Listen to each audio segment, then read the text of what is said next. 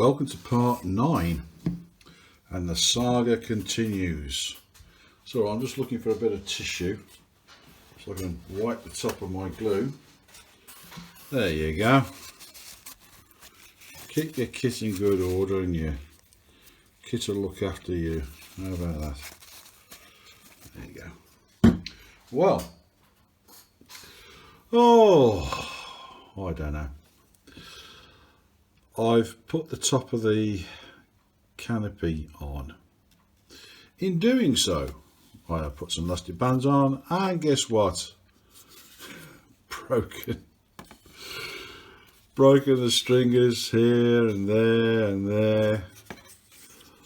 I've only just repaired a lot of stringers, and I think we're now into 24 broken stringers. So how many have I got to replace now? 1, 2, 3, 4, 5 by the looks of it. Yeah. And all I wanted to do was put some elastic bands on. I don't think when I come to take these off, I'm not going to take them off, I'm just going to cut them. Because I can't stand the thought of breaking more stringers to take these off. Really, I can't. Anyway, I've covered the tail. I've had to do it because I couldn't think of another way apart from putting a hatch in here. With putting these in and the control lines in and being able to put them in and adjust them and everything. So I've gone with that idea, and that's what I've done, for good or ill. I struggled because, do you know what I did? I'm gonna fess up on this one. I put my heat gun on the this end here, where my thumb is, and suddenly realised it was melting the inner guide tube. You just can't win, can you? Anyway, so I had to gingerly cut it. So yeah, I don't know. But anyway, the rudder still works the same as before, and the elevator still works as before. So there we go. I might have to cut this out when I come to balancing it up and putting the CG in to put some lead in the back there. You know, the centre of gravity, I think, is in the middle of the wing, which is about there. That's slightly tail heavy right now, but when you put the battery on and everything, it's going to be nose heavy, so I might have to put some weight in the tail. But I'm expecting that. But anyway, once this is all dried, I'm gonna leave this overnight now. I'm gonna pack it in for tonight. Let that dry, and then sand everything smooth. And when I come to cover it, you won't hardly see it. Well, at least that's the plan. So what else have I done? I put the 5mm bolster at the front there, lined all that up. That should have gone off by now, actually. Put that on the front. There you go. Oh. Yeah. So once I've covered the front, I will put the radiator on permanently. I'm not going to do it right now. In actual fact, I've got a feeling I've put this magnet in the wrong way around. Typical me. Anyway, oh, this is what it looks like when you've got the lacquer on it. So what else have I done?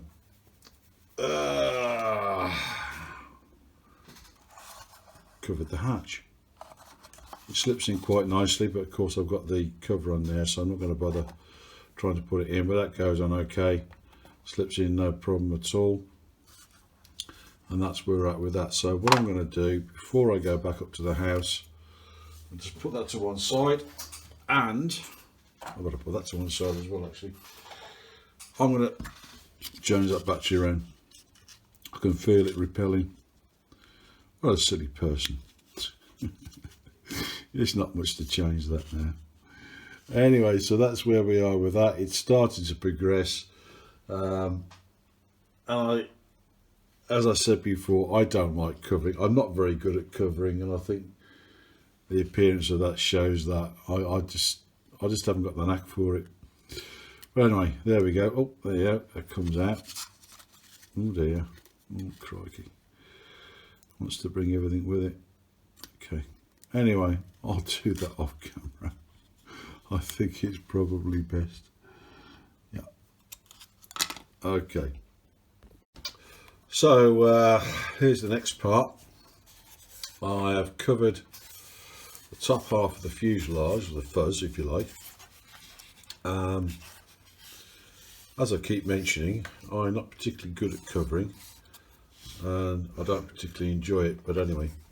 So this gives you some idea what it's going to look like when you get to the rad, and it's not that bad really. It looks quite good. Coincidentally, I discovered that I had not actually put the magnet the wrong way around.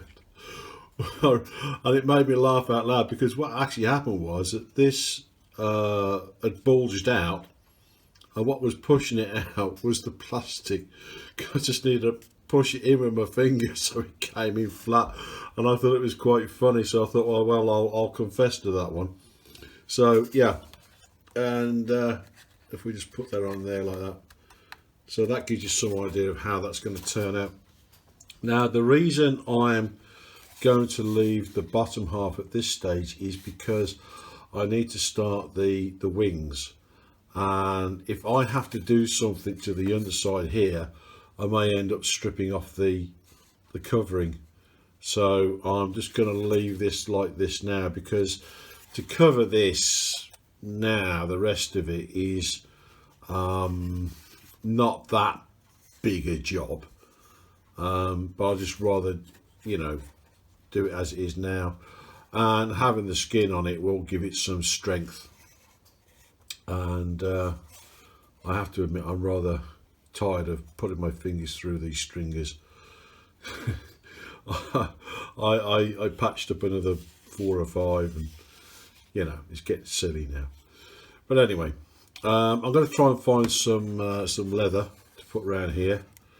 I cut this out before I covered it, so I cut it out, covered it, and then worked my way backwards, and then once I got to the back I started moving forwards. The forward part is turning out better than the back half, but like I said, I'm not very good at covering. And this slides out, okay, well it did a minute ago, there you go. So yeah, it's nothing's a problem. And now of course I've got the canopy on, or the cockpit if you like. I know I have enough room to put the windshield, so not too upset about anything there. By the way, for those of you who are aficionados of the SE5a, there is a Maxim gun that goes in here, which I did think about fitting. You can get some foam that they use in bathrooms that is circular if you want to add the Maxim gun here, and there also would be like a telescope that goes here, which is the sights for the machine gun. So if you want to add those to give it a bit more realistic looking model, excuse me, there's some options for you. So I'm now going to start looking at the wings on this. You know, I think it's just time for me to move on, to be honest, and it is the wings that I'm really interested in getting right, because you know, I want this to have as much lift as possible, and to see if I can fit the ailerons. I have a feeling that is not going to be a very easy task right now, because the ailerons end where the struts go in, so I need to put a lot of thought to that. So what I'm going to do is I'm going to lay the plan out on the table and see what I can do with that, and cut out some extra ribs, so which would be a little bit time consuming to do that, but once it's done, I'll be able to move forward quite rapidly then. And obviously, you know, for those who want to go further than this where I am, I intend to paint these black here just to get a bit of depth of field there. So I'm going to put this to one side now, and if I'm being honest, I'm quite glad to do so. It's quite a challenge handling this because of the stringers, if I'm being honest. Should I really complain about it? Probably not, because as I keep saying, it's not designed to do what I'm trying to make it do, or what you're trying to make it do. It's designed to have a piece of rubber go in and to be as light as it can. Now, if this was designed to have a motor in it, you'd have a solid wall all the way down there, and you wouldn't have this problem. So bear that in mind. Okay, now before I move on to the wings, I'd just like to point out, I found that part about 10 minutes ago. It was underneath the bench. I don't know how it got there. Why would I even look for it there? I don't know, but I remade this part and put it on the fuselage. You know, this is the jaws of modelling, I suppose. Anyway, I'm going to start the bottom wing. Now, what I've done in preparation is I've taken all the parts off the spruces there. I have doubled up on the H2 ribs, so I've made double what I need, so that's the complete set. And also H3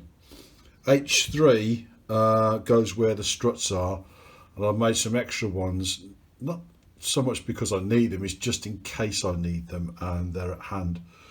The rest I don't think I need to copy right now. I don't think I need to double them up. So moving swiftly on, I have purchased a 1.7 gram digital servo, and you get it from Aries. It's a AZSH1257R. The R stands for right hand side. There's a right hand side and there is a left hand side. Okay, and when you order these, when you get the left hand side, it does say left hand side, but the right hand side is not marked as right hand side, it's just marked as normal. So just be aware of that should you order any. Now I'm going to place these inside the wing. I have offered up the servo through the bag to the H2. Now what I'm going to do is grab the H2 and I'm going to open the bag, and I will not lose this one. I'm going to make sure of that, and just grab servo, and here are the mounting screws inside. You just see those there. You really don't want to lose them. Oh no. And here we are. So everything comes complete, and yes, this arm is long enough. It's I happen to know that it is. Anyway, so because this will be, this is the right hand there, I mean I could put it on the right and do it that way, but that really wouldn't work for me, so I'm going to have to put this on the left hand side, which is the port side, that way down. No, take that off, turn it the other way. Take that off. No, that way. Yes, that way. Take that off and turn it around 90 degrees pointing down. So this will be the left hand side, even though it's marked as right. And of course the other one is the opposite way around. So if I hold this up,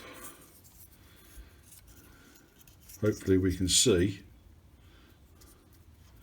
that that will comfortably sit within the width of that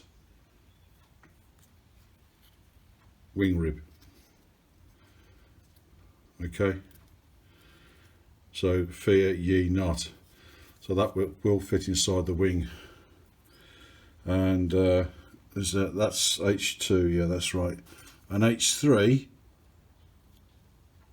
there you go, which is next to it.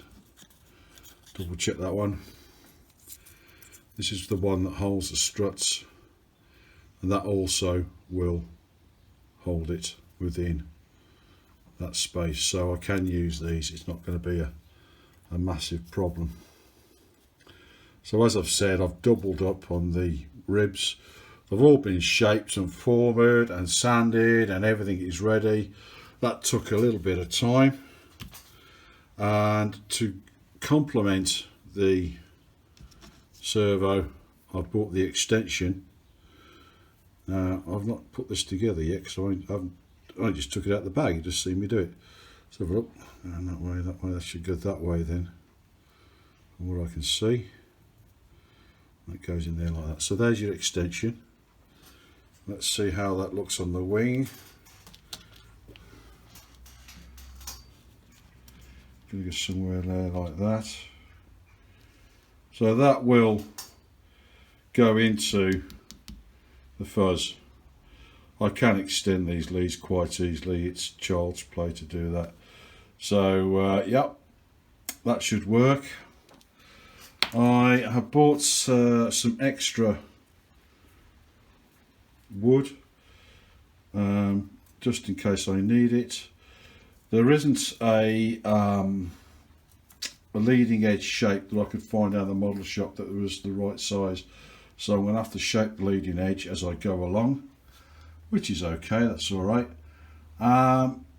So yeah, we are, well, we're prepared, I think. It's just a case of pinning everything down and cut things to length and then making a start. I'm not going to bore you with fast forwarding or stuff like that. This seems a bit superfluous, really. There's plenty of people online who will do that for you. So that's where we are. So I'm going to start with the left hand side and then do the right hand side, and then have a good think about the relationship between these struts, which is H3, and the aileron, and see how that turns out. And then I'll copy that for the top.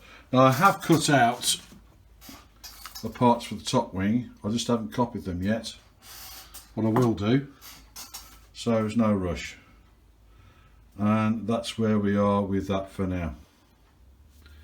Okay, well, I put together the left hand wing, or the port wing if you like, and I've not glued anything, it's all dry, and of course I've added the extra ribs, which will I think make it look, actually looks even better, because you don't get that skeleton look of the wing with a lack of wing ribs, and it will provide that extra lift.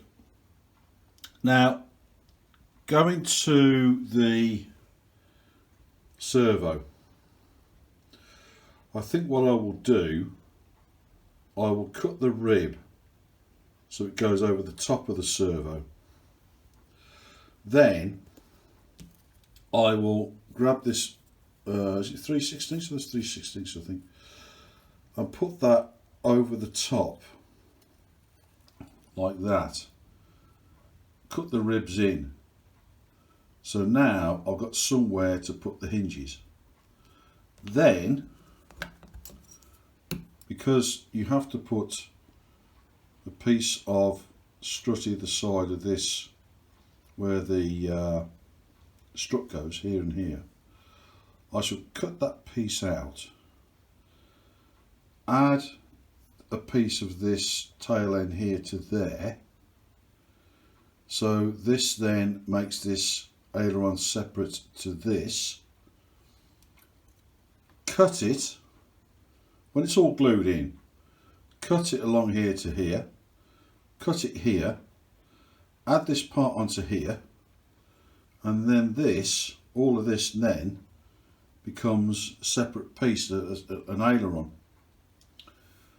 Now, I'm open to criticism on this before I do it, so I'm going to put this video together now and post it, and see if anybody comes up with a better idea, but that's broadly what I'm going to do. So this goes on here, and I'll cut that in. This rib goes over there. I get another rib, cut this end off to make this a separate part. Cut that out up to this part here. Okay, and then that allows me then to put the hinges in. And there's your servo, and I'll put a rod from there to there, or here actually, about here, and that will activate the aileron. Now I've cut a hole all the way through all the ribs, so the cables come into the centre section here. I can then extend these to a normal plug for the servos to go into my Spectrum receiver, which would be more or less here, and I think that'll work. Then once I've made the top wing, I'll then put a rod from here to the top wing, and that then should operate in unison, and then copy it over this side. Once I've made this wing and all that's done, I'll make the centre section, because then it'll all make sense to carry on with this, and it'll all sort of gel together. So that's what I'm going to do. So I'm going to post this video tonight and get myself back in the house and get something to eat. So your comments are most welcome. I will start this tomorrow night, so if you have got a comment, please put it in as soon as possible. But I think that's the way forward, and it'd be very, very interesting to see what people's opinion is on this. Thank you for watching, and I'm looking forward to making part 10.